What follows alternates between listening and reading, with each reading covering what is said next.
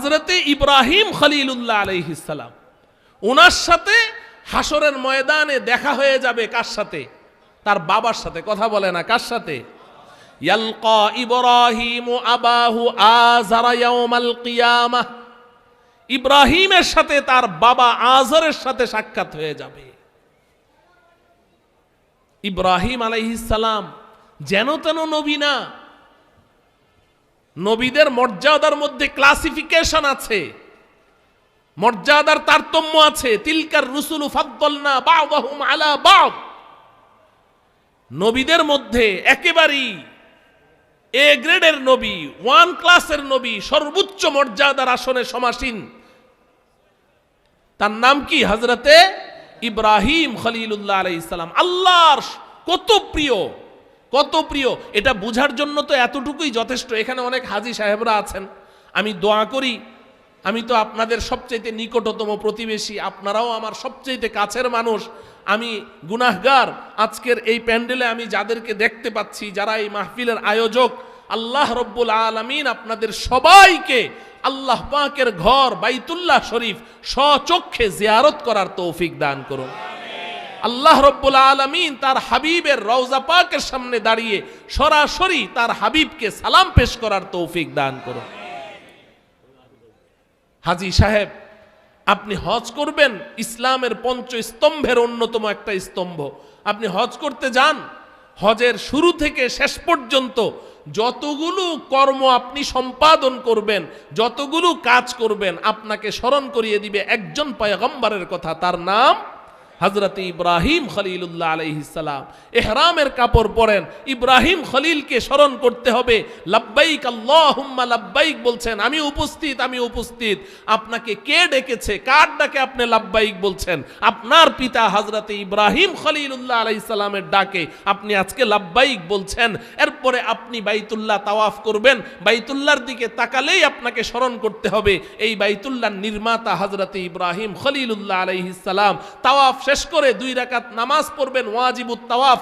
আল্লাহ বলেন, ও আমার বান্দা, ও আমার বান্দি, পৃথিবীর যে কোনো জায়গায় তুই আসমানে বিমানে নামাজ পড়, তুই জমিনে নামাজ পড়, তুই সাগরে নামাজ পড়, যেখানে নামাজ পড়, আমি নামাজ কবুল করে নিব। কিন্তু আজকের এই তাওয়াফ শেষের 2 রাকাত নামাজ, এটা কিন্তু সব জায়গায় পড়া যাবে না, একটা জায়গায় পড়তে হবে। সেটা কি? ওয়াত্তাখিযু মিন মাকামি ইব্রাহিম মুসাল্লা, পাশে মাকামে ইব্রাহিম আছে, আমার বন্ধু ইব্রাহিম খলিলুল্লাহর পায়ের 2টা ছাপ আছে, ওই পায়ের ছাপ ওই মাকামে ইব্রাহিমের পেছনে দাঁড়া, ওটাকে সামনে রেখে নামাজ পড়, তবেই আমি আল্লাহ তোর উপর খুশি হয়ে যাব। ইব্রাহিমকে স্মরণ করতে হবে। সাই করবেন, সাফায়ে যাবেন, ইব্রাহিমের সহধর্মিনী আম্মা জান হযরতে হাজেরা আলাইহিস সালামকে স্মরণ করতে হবে। মারওয়ায় যাবেন, হাজেরাকে স্মরণ করতে হবে। সাফা মারওয়ার মাঝখানে সবুজ বাতি যেখানে আছে, ওখানে আবার একটু দৌড়াইতে হবে। কেন? ওই ইব্রাহিমের সহধর্মিনী হাজেরা ওই জায়গাটা একটু দৌড় দিয়েছিলেন। মিনায় যান, ইব্রাহিমকে স্মরণ করতে হবে। মুজদালিফায় যান, ইব্রাহিমকে স্মরণ করতে হবে। আরাফার ময়দানে যান, ইব্রাহিমকে স্মরণ করতে হবে। এত প্রিয় পয়গম্বর ইব্রাহিম, নবীজি বলেন ওই ইব্রাহিমের সাথে তার বাবা আযরের সাথে হাসরের ময়দানে দেখা হয়ে যাবে। ভাই,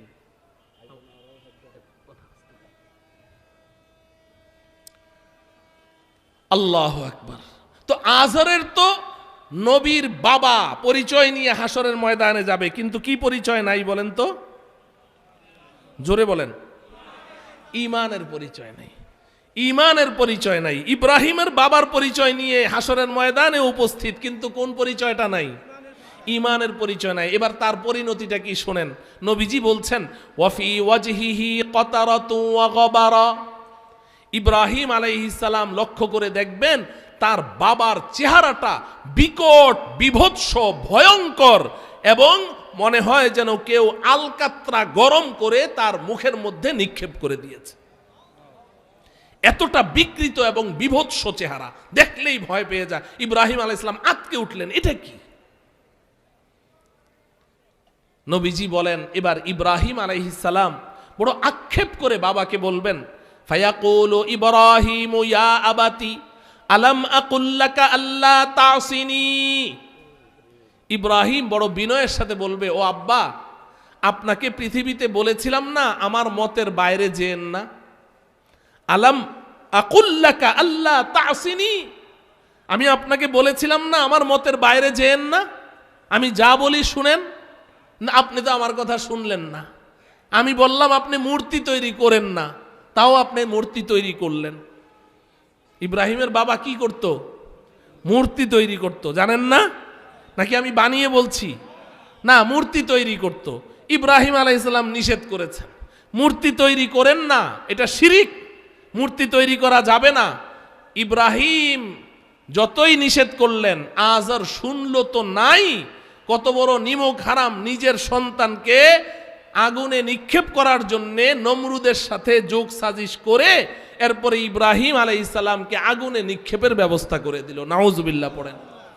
আল্লাহর পয়গম্বরকে আগুনে নিক্ষেপ করলো, তারপরেও সে মূর্তি তৈরি করা ছাড়লো না। মূর্তি তৈরি করলো, আবার বাজারে বিক্রি করে, নিজেও পূজা করে, আবার অন্যদেরকেও ওই পূজা করতে বাধ্য করে। ইব্রাহিম আলাইহিস সালাম বললেন, আব্বা আমি তো নিষেধ করেছিলাম, যদি ওই দিন আমার কথাটা শুনতেন তাহলে আজকে তো আপনার এই করুণ পরিণতি হতো না। ইব্রাহিম আলাইহিস সালাম যখন তার বাবাকে খুব আক্ষেপ করে এই কথাগুলো বলছেন, নবীজি বলেন এবার তার বাবা জবাব দেয়, ফায়াকুলু আবুহু আজার ওয়ালাকিন্নাল ইয়াউমা লা আসি। ইব্রাহিমের বাবা বলে, ও বেটা ইব্রাহিম, দুনিয়াতে আমি যা করেছি, আজকে আমি তোমার সাথে ওয়াদা করছি হাসরের ময়দানে আজকে তুমি আমাকে যা বলবা তাই শুনবো, আজকে তোমার কথার বাইরে যাব না। কোনো কাজ হবে? কাজ হবে? रोने का वक्त जब रोया नहीं, रोने का वक्त जब रोया नहीं, वक्त जाने के बाद रोने से कुछ फायदा नहीं। কাঁদার সময় যখন কাঁদনি, সময় পার হয়ে গেছে, এখন 24 ঘন্টা বসে কাঁদলেও কোনো লাভ নেই। আজার সারেন্ডার করবে ছেলের কাছে হাসরের ময়দানে গিয়ে, যা বেটা আজকে আমি তোমার কথা মতো চলব। ইব্রাহিম আলাইহিস সালাম তিনি খুব ভালো করে বুঝেন যে কোনো লাভ হবে না, তারপরেও বাবা তো, বাবার কথাটা তার অন্তরে লাগবে।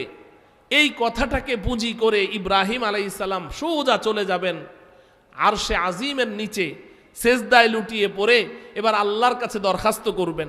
ফায়াকুলু ইব্রাহিমু ইয়া রব্বি ইন্নাকা ওয়া'আদতানি আল্লা তুখজিনি ইয়াওমা ইউবআসুন ফাআইয়ু শাইইন আখযা মিনাল আবিল আবআদ।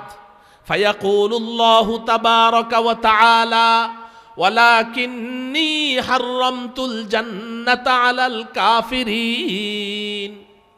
ইব্রাহিম আলাইহিস সালাম নবীজি বলছেন, দৌড়ে গিয়ে আল্লাহর কাছে সেজদায় গিয়ে বলবে, ওগো আল্লাহ, আপনি না পৃথিবীতে আমার সাথে একটা ওয়াদা করেছিলেন। ইব্রাহিম আলাইহিস সালাম আল্লাহকে বলবে, আপনি পৃথিবীতে কিন্তু আমার সাথে একটা ওয়াদা করেছিলেন, সেই ওয়াদাটা কি? আল্লাহ তুখজিনি ইয়াওমা ইউবআসুন, হাসরের ময়দানে আপনি আমাকে লজ্জিত করবেন না। এটা কোরআন শরীফে আছে, আমাদের কোরআন শরীফে 23 নম্বর পারায় এটা আছে। ইব্রাহিম দোয়া করছিলেন যে আল্লাহ দুনিয়াতে যাই হোক হাসরের ময়দানে আপনি আমাকে লজ্জিত করেন না। আল্লাহ বলছে ঠিক আছে ইব্রাহিম। এখন ইব্রাহিম এই কথাটা আল্লাহকে স্মরণ করিয়ে দিবেন যে আল্লাহ গো, আপনি না দুনিয়াতে আমার সাথে একটা ওয়াদা করেছেন যে আমাকে হাসরের ময়দানে লজ্জিত করবেন না।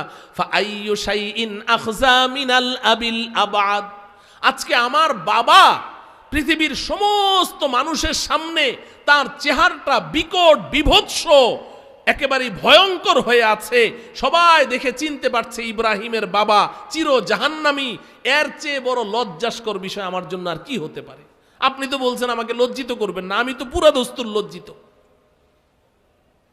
ও আমার প্রিয় যুবক ভাইয়েরা, আল্লাহ রব্বুল আলামিন তখন কি জবাব দিবেন? ফায়াকুলুল্লাহু তাবারাকা ওয়া তাআলা ওয়ালাকিন্নী হাররামতুল জান্নাতা আলাল কাফিরিন।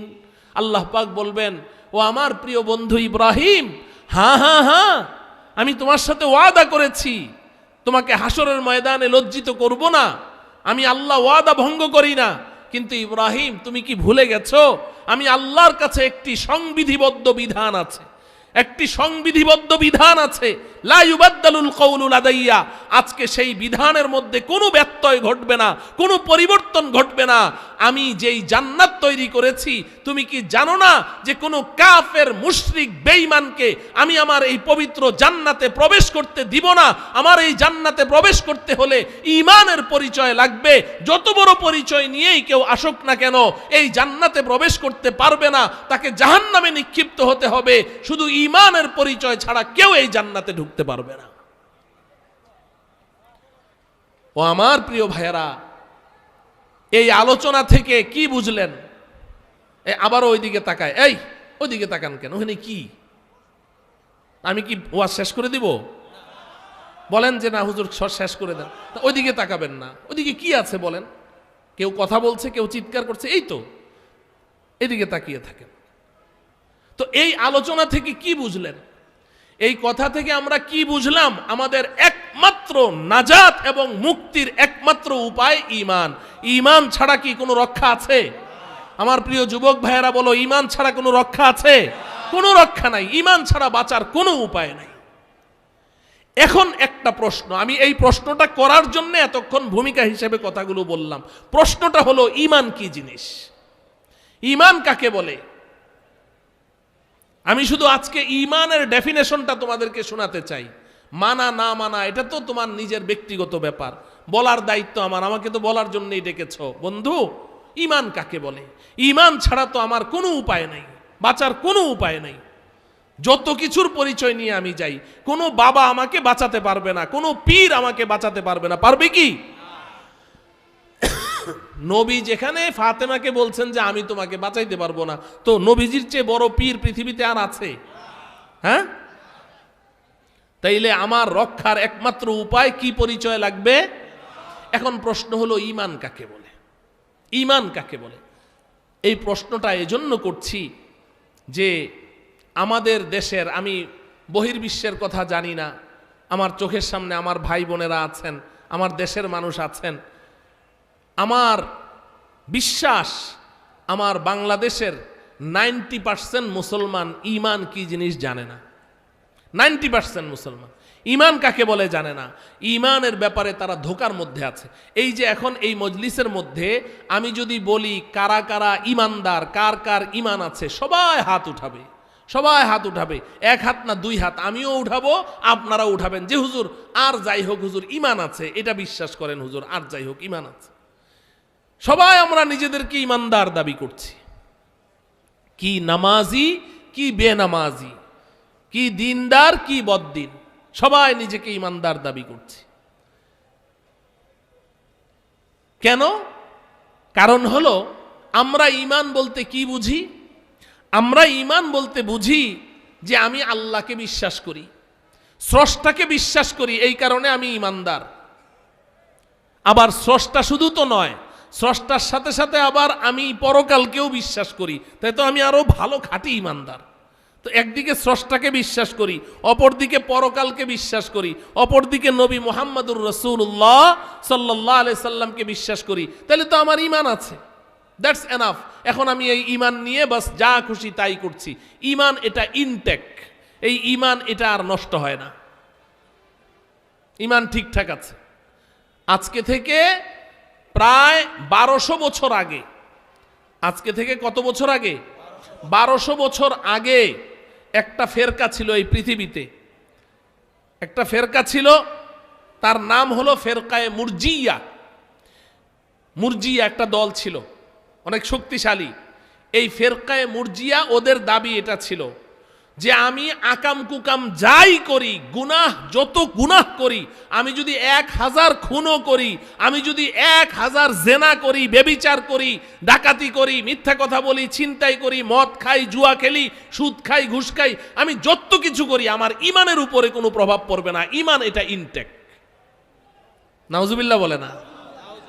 ফেরকায়ে মুরজিয়ার এটা দাবি ছিল আজকে থেকে 1200 বছর পূর্বে।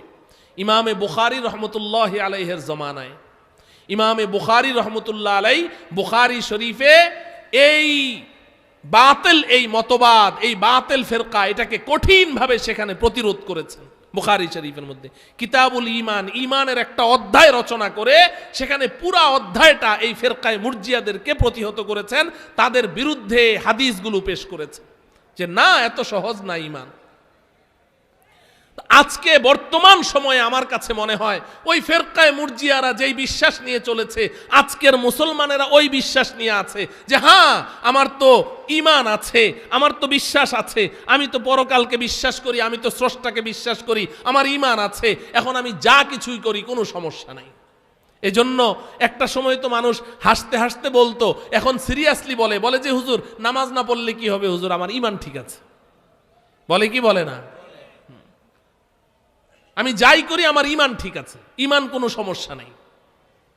ও আমার প্রিয় বন্ধু, শোনো, তোমার নাম তো আব্দুর রহমান, তোমার নাম তো আব্দুর রহিম, তোমার নাম তো আব্দুল গফুর, তোমার নাম তো আব্দুল্লাহ, তোমার নাম তো ওবায়দুল্লাহ, মুসলিম নাম ধারণ করে আছো, মুসলমানের ঘরে জন্মগ্রহণ করেছো, তুমি নিজেকে ইমানদার দাবি করছো, কিন্তু তুমি এর চেয়েও আরো ভয়ঙ্কর কথা শোনো, যারা ইহুদি খ্রিস্টানদের ঘরে জন্মগ্রহণ করেছে, যারা অমুসলিমদের ঘরে জন্মগ্রহণ করেছে, এই যত বাতিল ধর্ম পৃথিবীতে আছে প্রত্যেকটা ধর্মের অনুসারী নিজেদেরকে ইমানদার দাবি করে।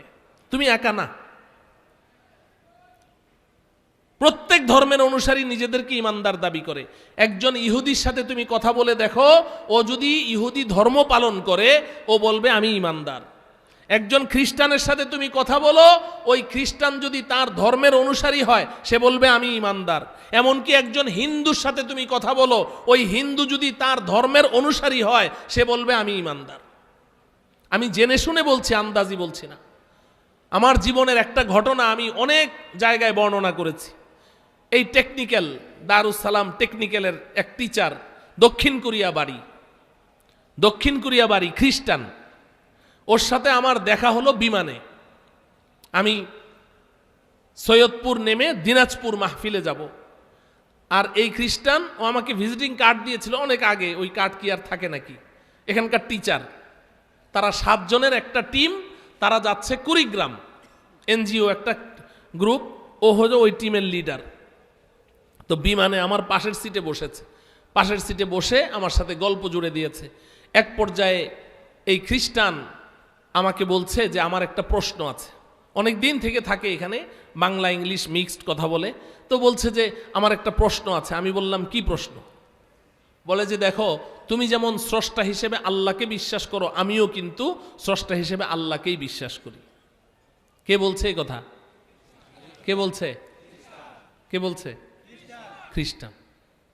খ্রিস্টান বলছে তুমি যেমন স্রষ্টা হিসেবে আল্লাহকে বিশ্বাস করো, আমিও স্রষ্টা হিসেবে আল্লাহকে বিশ্বাস করি। আমি বললাম ভালো কথা। সে বলছে তুমি যেমন পরকালকে বিশ্বাস করো, আমিও পরকালকে বিশ্বাস করি। আমি বললাম আরো ভালো কথা। সে বলছে তুমি যেমন নবী মুহাম্মদুর রাসূলুল্লাহকে বিশ্বাস করো, আমিও নবী মুহাম্মদুর রাসূলুল্লাহকে বিশ্বাস করি সাল্লাল্লাহু আলাইহি ওয়াসাল্লাম। আমি বললাম যে হ্যাঁ ঠিক আছে, ভালো কথা, এখন তোমার প্রশ্ন কি?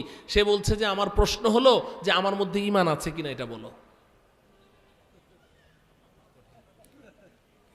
কিরে যুবক ভাই, সহজ প্রশ্ন না কঠিন প্রশ্ন? কঠিন প্রশ্ন, জটিল প্রশ্ন। আমি ওই খ্রিস্টানকে কি জবাব দিয়েছিলাম ওটাই আজকে আমি আমার যুবক ভাইদেরকে শোনাইতে চাই। আমি তখন ওই খ্রিস্টানকে বললাম যে আচ্ছা, তুমি স্রষ্টা হিসেবে আল্লাহকে বিশ্বাস করো? বলে যে হ্যাঁ, আমি স্রষ্টা হিসেবে, উনি আমাদের স্রষ্টা, এজন্য তুমি ঈমানদার? বলে যে হ্যাঁ আমি ঈমানদার। আমি বললাম তুমি কি আবু জেহেলকে চিনো? বলে হ্যাঁ চিনি। আবু লাহাব, উতবা, সাইবা এদের নাম শুনেছ? বলে যে হ্যাঁ শুনেছি। আমি বললাম বলো তো দেখি, আবু জেহালরা ওরা কি ঈমানদার ছিল? কয় না, ওরা কাফের, ওরা মুশরিক। ওই খ্রিস্টান কি বলছে? ওরা কাফের, ওরা মুশরিক। আমি বললাম হ্যাঁ তুমি ঠিক বলেছ, আবু জেহেল, আবু লাহাবরা কাফের ছিল, মুশরিক ছিল, কিন্তু তোমার এই খবর নেই তুমি যেমন স্রষ্টা হিসেবে আল্লাহকে বিশ্বাস করো, আবু জেহেলরাও স্রষ্টা হিসেবে আল্লাহকেই বিশ্বাস করতো। ও বলে না এটা। আমি বললাম আরে থামো, আমি তো পড়াশোনা করি, আমি তো জেনে শুনে বলছি। আবু জেহেলরা স্রষ্টা হিসেবে কাকে বিশ্বাস করত? আল্লাহকে বিশ্বাস করত। যুবকেরা শোনো, মক্কার যত কাফের মুশরিক বেঈমানেরা ছিল এরা স্রষ্টা হিসেবে আল্লাহকে বিশ্বাস করত। এই কথাটা আমার নয়, আল্লাহ পাক নিজে বলেছেন কোরআনে কারীমের মধ্যে। আল্লাহ পাক বলেন, ওয়ালা ইন সাআলতাহুম মান খালাকাস সামাওয়াতি ওয়াল আরদা ওয়া সাখখারাশ শামসা ওয়াল কমারা লায়াকুলুন্নাল্লাহ। আল্লাহ পাক বলেন আমাদের নবীজিকে, ও বন্ধু, আপনি মক্কার কাফের মুশরিক বেঈমানদেরকে গিয়ে একটা প্রশ্ন করেন। আল্লাহ বলছেন কাকে? আমাদের নবীজিকে। কে বলছেন? আল্লাহ। কাকে বলছেন? আমাদের নবীজিকে। কাকে প্রশ্ন করতে বলেছেন? মক্কার কাফেরদেরকে। ও হাবিব, আপনি গিয়ে মক্কার কাফেরদেরকে একটা প্রশ্ন করেন। কি প্রশ্ন? মান খালাকাস সামাওয়াতি ওয়াল আরদা ওয়া সাখখারাশ শামসা ওয়াল কমার। আল্লাহ শিখিয়ে দিলেন এই প্রশ্নটা করেন। এই মক্কার কাফেররা বলো, এই আসমান সমূহকে কে সৃষ্টি করেছে? এই জমিনকে কে সৃষ্টি করেছে? ওই চন্দ্র সূর্যকে কে সৃষ্টি করেছে?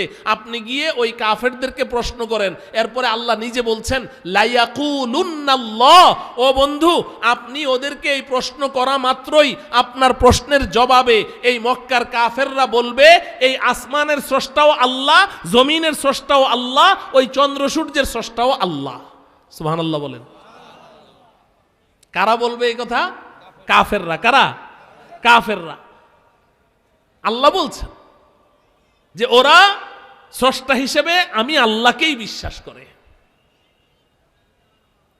আরো পরিষ্কার করি, আল্লাহ পাক আরেক জায়গায় বলছেন ফাইদা রাকিবু ফিল ফুলকি দাউল্লাহ মুখলিসিনা লাহুদ্দিন। এই মক্কার কাফেরদের সম্পর্কে আল্লাহ বলছেন এরা যখন নৌকায় ভ্রমণ করে, জাহাজে ভ্রমণ করে, হঠাৎ করে তুফান শুরু হলো, উথাল পাথাল ঢেউ, নৌকা এখন ডুবে ডুবে অবস্থা, এই বুঝি মরল, এই বুঝি মরল। আল্লাহ বলেন ওই মুহূর্তে তারা একনিষ্ঠতার সাথে, ইখলাসের সাথে আমি আল্লাহকে ডাকতে থাকে, আল্লাহ বাঁচাও, আল্লাহ বাঁচাও, আল্লাহ বাঁচাও। কারা? কাফেররা। তো ওরা যদি স্রষ্টা হিসেবে আল্লাহকেই বিশ্বাস না করে, মরতে বসলে আল্লাহকে ডাকে কেন? দেবদেবীদেরকে না ডাকবে? কথা বুঝেন?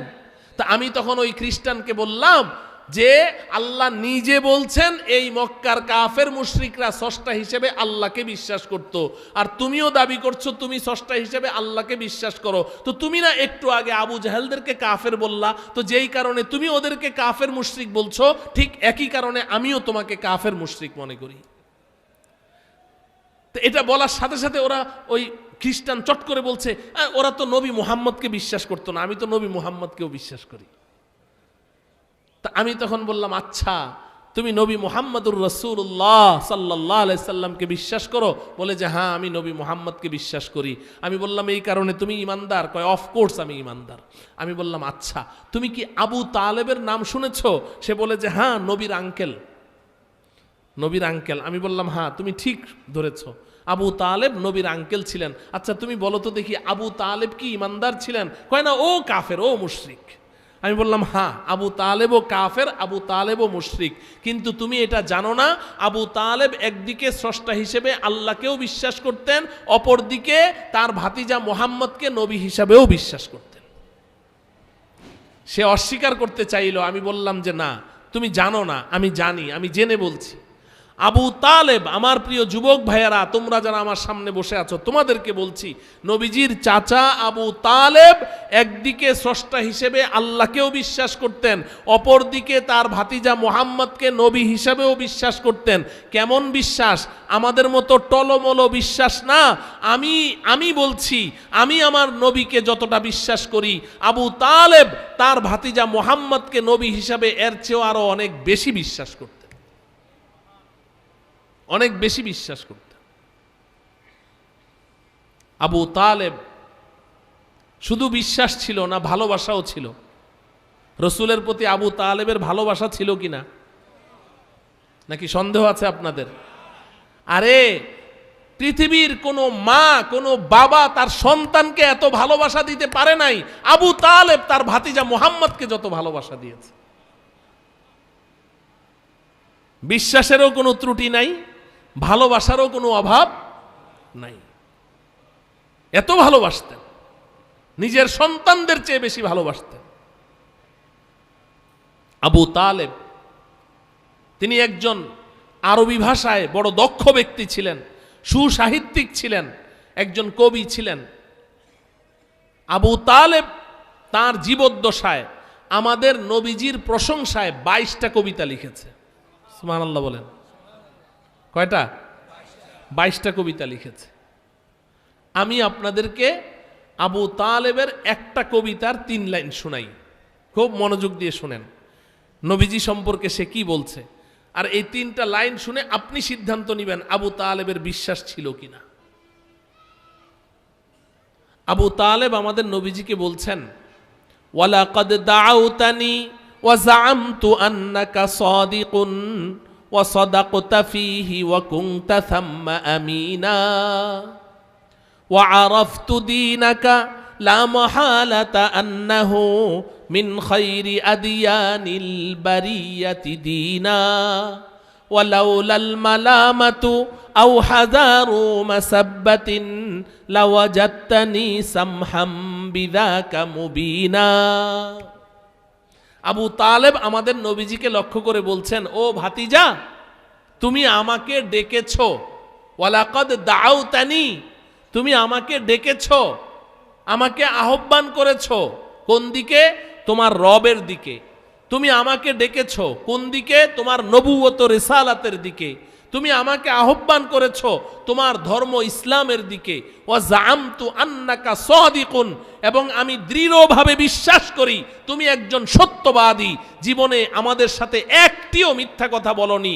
অতএব আজকেও তুমি তোমার রব সম্পর্কে যা বলেছো, তোমার নবুয়ত সম্পর্কে যা বলেছো, তোমার ধর্ম ইসলাম সম্পর্কে যা বলেছো, সব তুমি আমার সাথে সত্য কথা বলেছো। কে বলছে এই কথাগুলো? ওয়া সাদাকতা ফীহি ওয়া কুনতা থাম্মা আমিনা, তুমি আজকে আমার সাথে আমানতদারিতার সাথে সত্য কথা বলেছো। তোমার রব সত্য, তুমি নবী সত্য, তোমার ধর্ম ইসলাম সর্বশ্রেষ্ঠ ধর্ম। এটা হলো প্রথম লাইন। দ্বিতীয় লাইনে কি বলছে? ওয়া আরাফতু দীনাকা লা মাহালাতা আন্নাহু মিন খায়রি আদিয়ানিল বারিয়াতি দীনা। ও ভাতিজা মুহাম্মদ, তোমার ধর্ম ইসলামকে আমি এতটা দৃঢ়ভাবে বিশ্বাস করি, আমি অকপটে স্বীকার করছি যে এই পৃথিবীতে প্রচলিত যত ধর্ম আছে সমস্ত ধর্মের মধ্যে সর্বশ্রেষ্ঠ ধর্ম তোমার ধর্ম, ইসলাম ধর্ম। কে বলছে কথাগুলো? আবু তালেব। তাইলে আবু তালেব রব হিসেবে আল্লাহকে বিশ্বাস করলো কিনা? তার ভাতিজাকে নবী হিসেবে বিশ্বাস করলো কিনা? ইসলাম ধর্ম শ্রেষ্ঠ ধর্মের স্বীকৃতি দিল কিনা? তো এবার আপনাদের কাছে আমি জানতে চাই, আমার প্রিয় ভাইয়েরা, বলুন তো দেখি, আবু তালেব কি ইমানদার ছিলেন? হ্যাঁ, আশ্চর্য ব্যাপার না? আমিও আল্লাহকে বিশ্বাস করি, আবু তালেবও বিশ্বাস করলেন। আমিও নবী মুহাম্মদকে বিশ্বাস করি, আবু তালেবও করলেন। আমিও ইসলামকে শ্রেষ্ঠ ধর্ম বলে জানি, আবু তালেবও জানলেন। তো আমার বিশ্বাস আর আবু তালেবের বিশ্বাস তো সেম হয়ে গেল। তাইলে আমি নিজেকে ইমানদার বলছি, আবু তালেবকে কাফের বলছি। কারণটা কি? আবু তালেবের দোষটা কি? আমার আর আবু তালেবের মধ্যে পার্থক্যটা কি? এটা জানার দরকার আছে না নাই? হ্যাঁ, আমি ওই কথাটুকুই শুধু বলতে চাই। আপনি তো বললেন আবু তালেব কাফের, অথচ বিশ্বাস তো মিলে গেল, সেম। মদিনার ইহুদিরা, নবীজি যখন মক্কা থেকে হিজরত করে মদিনায় গেলেন, মদিনার ইহুদিরা এরা কি ইমানদার ছিল? কথা বলে না, এরা কি ইমানদার? কিন্তু এদের সম্পর্কে আল্লাহ কি বলে? আল্লাযীনা আতাইনাহুমুল কিতাব ইয়ারিফুনাহু কামা ইয়ারিফুনা আবনাআহুম। আল্লাহ পাক বলেন যে এই যে মদিনার ইহুদিরা, যাদের মাঝে আমার নবী হিজরত করে গিয়েছিল, এই ইহুদিরা আমার নবীকে দেখা মাত্র এমনভাবে চিনে ফেললো, উনি শেষ নবী, ইনি আখিরুজ্জামানের নবী, ইনি আখিরি পয়গম্বর, এমনভাবে চিনলো, এমনভাবে বিশ্বাস করলো, কামা ইয়ারিফুনা আবনাআহুম। আল্লাহ বলেন তারা যেমন নিজের সন্তানকে চিনে, নিজের সন্তানকে যেমন বিশ্বাস করে এটা আমারই সন্তান, এটা পাশের বাড়ির ওবায়দুর রহমানের সন্তান না, এটা আমার সন্তান, এই ব্যাপারে যেমন সে বিশ্বাস করে, আমার নবীকেও তারা এইভাবেই বিশ্বাস করেছে। তো তাইলে ইহুদিরা নবীজিকে তো বিশ্বাস করলো, তাই বলে তারা ইমানদার ছিল? ও আমার প্রিয় ভাই শোনো, এই আয়াতটা যখন নাজেল হয়েছে না, হযরতে ওমর রাদিয়াল্লাহু তাআলা আনহু একেবারে আকাশ থেকে বললেন, আল্লাহ পাক এটা বলেটা কি যে ইহুদিরা সবাই আমাদের নবীজিকে এইভাবে বিশ্বাস করে, ওনার আগামাথা কিছুই বুঝে আসছে না যে ব্যাপারটা কি, ইহুদিরা এইভাবে বিশ্বাস করে আমাদের নবীজিকে।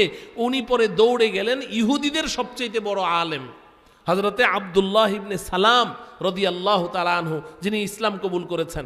আব্দুল্লাহ ইবনে সালামের কাছে গেলেন, গিয়ে বললেন, ভাই আব্দুল্লাহ, তোমাদের ইহুদিদের সম্পর্কে আল্লাহ পাক কোরআনে একটা কথা বলেছেন, আমার এটা কিছুই বুঝে আসছে না, তুমি একটু আমাকে বুঝিয়ে দাও। আব্দুল্লাহ ইবনে সালাম বললেন, ওমর কোন আয়াতের কথা বলছো? হযরতে ওমর বলছেন, এই যে এই আয়াতটার মধ্যে আল্লাহ বলছেন যে তোমরা ইহুদিরা যারা তাওরাত পড়ো, আসমানি কিতাব তোমাদের কাছে আছে, তারা আমাদের নবীজিকে এমনভাবে বিশ্বাস করো যেমন তোমরা তোমাদের সন্তানদেরকে বিশ্বাস করো। এই কথাটা কি কেমন, আমার তো বুঝে ধরতেছে না। হযরতে আব্দুল্লাহ ইবনে সালাম বলেন, ভাই ওমর, আল্লাহ তো এখানে কম করে বলেছেন, পুরাটা বলেন নাই, পুরাটা বলেন নাই, অল্প বলেছেন, তাতেই তোমার মাথা খারাপ? বলে, হ্যাঁ আমার তো মাথা খারাপ হওয়ার দশা।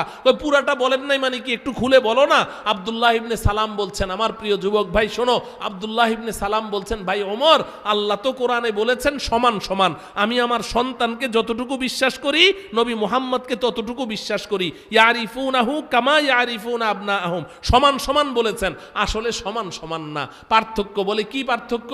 বলে যে ভাই ওমর শোনো, আমি যে আমার সন্তানকে আমার সন্তান বলে বিশ্বাস করছি, এখানে তো সন্দেহ করার সুযোগ আছে।